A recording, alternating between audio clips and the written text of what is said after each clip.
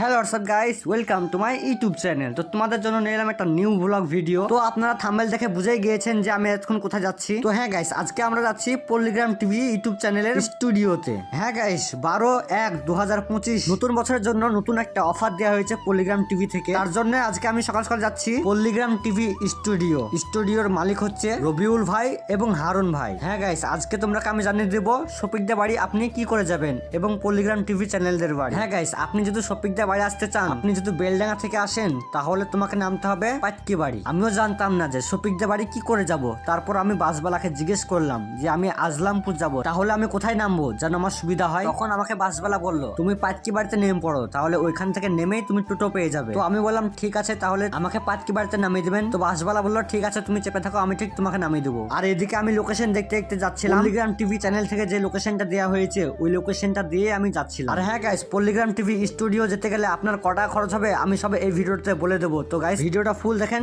তাহলে বুঝতে পারবেন।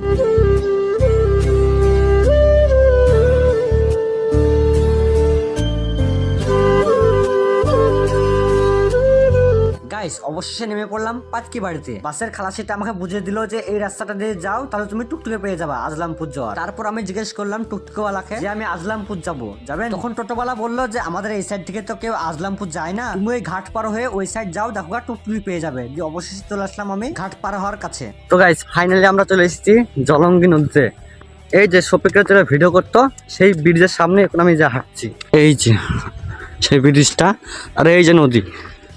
ম্যাপে দেখলাম এই নদীটার নাম হলো জলঙ্গি নদী।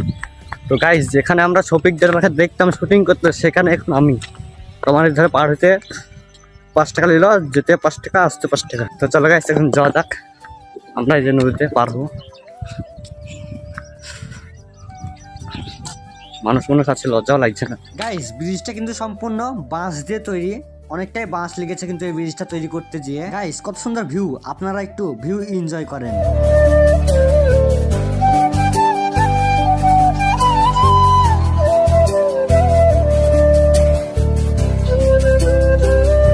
গাইস, আমি কিন্তু একাই এসেছি পল্লিগ্রাম টিভিদের বাড়ি। আমাকে বাড়ি থেকে আসতে মানা করছিল, তবুও আমি চলে এসেছি একাই। আর গাইস, আজকে আমি বুঝতে পারলাম যে গাড়ি চলাচলের মধ্যে সবচেয়ে যদি ব্যস্ত যদি কোনো গাড়ি থেকে থাকে, সেটা হলো ভাই বাস। মানে এত স্পিডে যাচ্ছে আর এত হরেন মারছে, কি আর বলবো, বুঝাতে পারবো না তোমাকে বলবো। তারপর ব্রিজটা পার করে চলে আসলাম। এবার কিন্তু ঢাল আছে অনেকটা, মানে ব্রিজ থেকে উপরে উঠতে হবে, উঠেই কিন্তু আমি টুকটুকে পেয়ে যাবো। তারপর উঠে দেখি অনেকটা টুকটুকে লেগে। তারপর আমি একটা টোটোওয়ালাকে জিজ্ঞেস করলাম যে আজলামপুর যাবেন? টোটোওয়ালা বললো হ্যাঁ যাবো। আর টোটোওয়ালাটা অনেক ভালো ছিল, ওর সাথে কথা